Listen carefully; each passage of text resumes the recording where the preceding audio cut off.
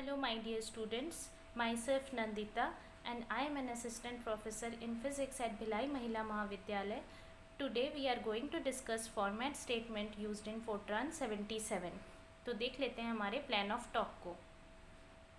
तो सबसे पहले हम डिस्कस करेंगे फॉर्मेट स्पेसिफिकेशन को, then format statement, afterwards IF format, then EX format, then /A and code format. तो शुरू करते हैं फॉर्मेट स्पेसिफिकेशन से।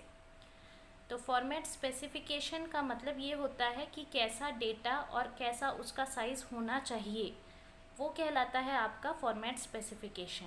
मान के चलिए यहाँ पर एक कांस्टेंट हमने कंसिडर किया है -74.35264। तो इसकी टोटल विड्थ कितनी हो जाएगी, उसके लिए आपको ये जो साइन है यानी माइनस जो है उसको ऐड करना पड़ेगा। डिजिट्स तो आप ऐड करेंगे ही, साथ में आपको डेसिमल पॉइंट को भी ऐड करना पड़ेगा। तो सबको अगर टोटल करेंगे तो आपको मिलेगा 9। डेसिमल विड्थ देखने के लिए आपको पॉइंट के बाद जो RHS में डिजिट्स हैं वो कैलकुलेट करने हैं या काउंट करने हैं। वो यहाँ पर 5 हैं, 35264। तो टोटल विड्थ कितना हो जाएगा 9.5। इन जनरल किसी भी रियल डेटा का जो विड्थ है उसको दिया जाता है W.D से। तो W जहाँ पर है टोटल विड्थ और D है डेसिमल का विड्थ।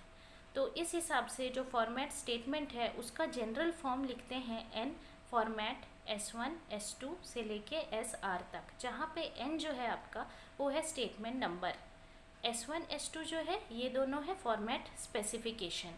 तो आगे देख लेते हैं कि किस तरीके का फॉर्मेट होता है। जो I फॉर्मेट है, सबसे पहला I फॉर्मेट है यहाँ पर, ये इंटीजर क्वांटिटीज़ के लिए है।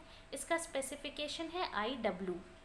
एग्जाम्पल के लिए दिया हुआ है आपको -756, फिर एक बॉक्स खाली है 632, फिर एक बॉक्स खाली है, फिर 148 लिखा है।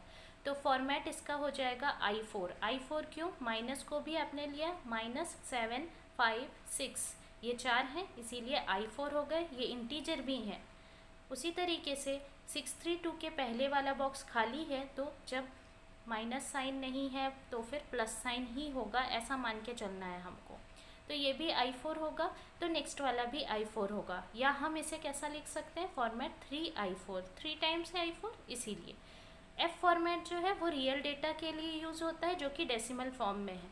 जनरल फॉर्म इसका होता है FWD। तो यहाँ पे एक और एग्जांपल दिया हुआ है -8.1 + 1.5 -8.8। तो इसका फॉर्मेट कैसा हो जाएगा, फॉर्मेट F4.1। तो 4.1 क्यों लिखा, क्योंकि -8.1 ये 4 हो गया और पॉइंट के बाद एक डिजिट है इसीलिए 0.1। उसी तरीके से बाकी को भी लिखा, या टोटल तीनों को लिख सकते हैं 3F4.1। इसके बाद हम आते हैं E फॉर्मेट में। E फॉर्मेट जो है ये एक्सपोनेंशियल फॉर्म के रियल डेटा के लिए है। जनरल फॉर्म इसका होगा EWD। तो -1.5E -138.75E4। कॉलम 1 to 8 आप देखेंगे तो इसके जो डेटा है उसको हम लिख सकते हैं -1.5E -13। तो उसका फॉर्मेट हो जाएगा आपका E8.1। वैसे ही 9 से लेके 14 तक के जो कॉलम हैं उनके लिए डेटा होगा 8.75E4, या फॉर्मेट उसका हो जाएगा E6.2।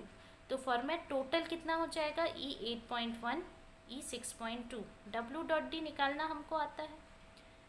X फॉर्मेट इसी तरीके से यूज़ होता है कॉलम स्किप करने के लिए। इसका जनरल फॉर्म होता है NX।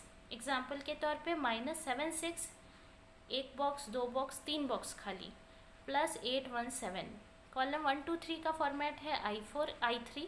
7 to 10 का फॉर्मेट है I4। 4 to 6 जो है वो ब्लैंक है। तो ब्लैंक के लिए क्या यूज़ करेंगे, 3 ब्लैंक है इसीलिए 3X। तो ये X फॉर्मेट हुआ जिससे कॉलम स्किप कर सकते हैं। नेक्स्ट है स्लैश फॉर्मेट। इससे स्किप कर सकते हैं नेक्स्ट लाइन में। मान लीजिए 3 वेरिएबल जो हैं वो एक लाइन में है और बाकी जो हैं वो नेक्स्ट लाइन में है, तो उसके लिए फॉर्मेट यूज़ करेंगे। पहले लाइन के वेरिएबल्स के लिए 1X मान लीजिए, 3F14.3 स्लैश करके हम लिख देंगे 1X, 2F14.3। फिर आता है A फॉर्मेट, कैरेक्टर डेटा के लिए यूज़ करते हैं। फॉर्म इसका है AW। Example character N*5, N मान लीजिए कोई नाम है, कोई कैरेक्टर है असल में, मान लीजिए प्रिया, तो फॉर्मेट हो गया इसका 1x, ए। तो प्रिया ऐसे करके 5 बॉक्सेस में लिख सकते हैं। लास्ट आते हैं कोड फॉर्मेट में। जो भी डेटा कोड के अंदर दिया हुआ है उसको प्रिंट करना है, मान लीजिए एग्जांपल के तौर पे हेलो डियर, तो उसके लिए फॉर्मेट कैसे लिखेंगे, फॉर्मेट 1x कॉमा करके हेलो डियर। तो इस तरीके से हम फॉर्मेट स्टेटमेंट्स का यूज़ कर सकते हैं। इसमें कोई भी डाउट आने से आप कमेंट सेक्शन में पूछ सकते हैं। आज के लिए इतना ही। Thank you.